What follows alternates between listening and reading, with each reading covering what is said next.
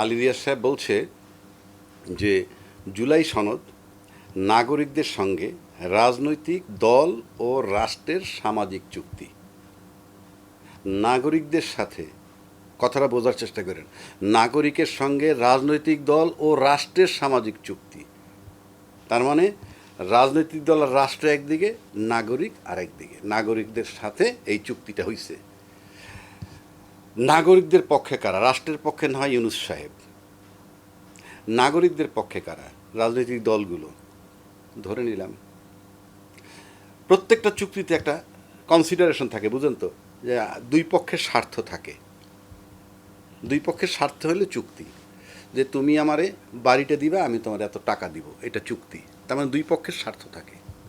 এখানে নাগরিকদের স্বার্থ কি? নাগরিক বলতে মাত্র 40-50টা লোক মঞ্চের উপরে ছিল, বিকজ আই ওয়াজ দেয়ার। 50টা লোকের মধ্যে 25টা দল রিপ্রেজেন্ট করে, ফর এক্সাম্পল। তার ভিতরে সবচেয়ে বড় দল এবং তারপরে মেজো দল যে দুইটা, এই দুইটা বাদ দিলে সেজো দল যেটা, তারা তো যায়ই নেই, তারা তো যায় নাই। তাহলে বড় দল আর মেজো দল যারা আছে, এই দুইটা বাদে বাকি দলগুলোর টোটাল জনসংখ্যা, তাদের সমর্থক 5টা-10টা বাসে প্যাসেঞ্জার হিসেবে বললে শেষ। কি প্রতিনিধিত্ব করছে তারা? তার মানে কি আমরা এই দুইটা দলের মাত্র 4 জন প্রতিনিধি বাংলাদেশে রিপ্রেজেন্ট করে?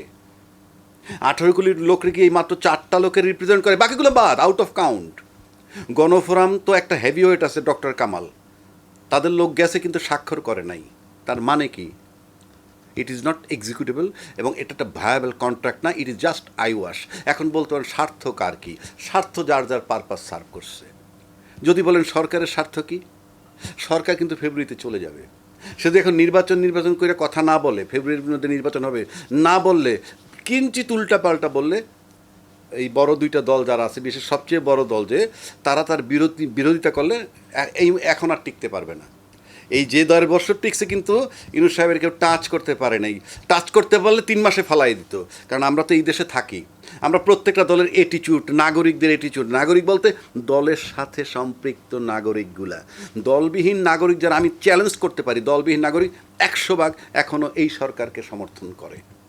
আর দলের যারা নাগরিক তারা এই সরকারকে ফ্রম ডে 1 সমর্থন করে নাই। জামাত টু সাম এক্সটেন্ড করছে, কিন্তু এর চেয়ে বড় দল যেটা করে নাই, কিন্তু তাকে নামাই দিতে পারে না, তা কিনার দিয়েও যাইতে পারে নাই। কিন্তু Yunus is man of commitment, সে চলে যাবে বিধায় সে এখন তার একটা সেফ এক্সিট দরকার। তাই সে নির্বাচন প্রক্রিয়া সনদ ভায়াবল হবে না, কার্যকর হবে না, জানে সে। তাহলে সরকারের স্বার্থ কি? Safe exit.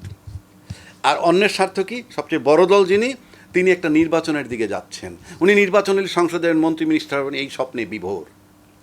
আর যিনি মেজো দল আছেন, তার গায়ে তো এমনিই গন্ধ পাওয়া যায়, তারে নিয়ে রাষ্ট্র গঠন করে, তারে নিয়ে সরকার বানায়, তারপরে তার গায়ে রাজাকারের গন্ধ পায় যখন ভাল লাগে না। তো সেই মেজোভাই করছে, মেজোভাই চিন্তা করতেছে যে আমার বদনাম যাতে না হয়। কিন্তু ইনফ্যাক্ট এই সে মানে কেন, সে অলরেডি বলছে এইটা সরকার কিভাবে বাস্তবায়ন করবে, এটার চাইছে সরকারের কাছে, বাস্তবায়ন করার গ্রাউন্ড চাইছে, কিভাবে বাস্তবায়ন করবেন সেই শর্ত তারা রেখে দিছে। আর অন্যান্য দল যারা আছে তারা কোনো লিস্টের কোনো প্রয়োজনই নেই এই চুক্তিতে।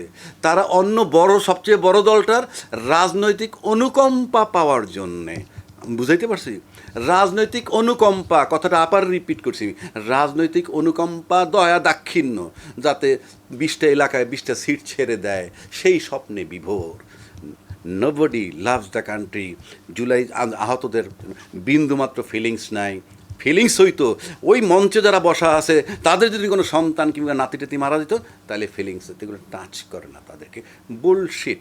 সুতরাং সরকার এগ্রিমেন্ট করছে সেফ এক্সিট নেওয়ার জন্য, বড় দল তৃপ্তি খুঁজতেছে, নির্বাচন হয়ে গেলেই মন্ত্রী মিনিস্টার হয়ে যাবে।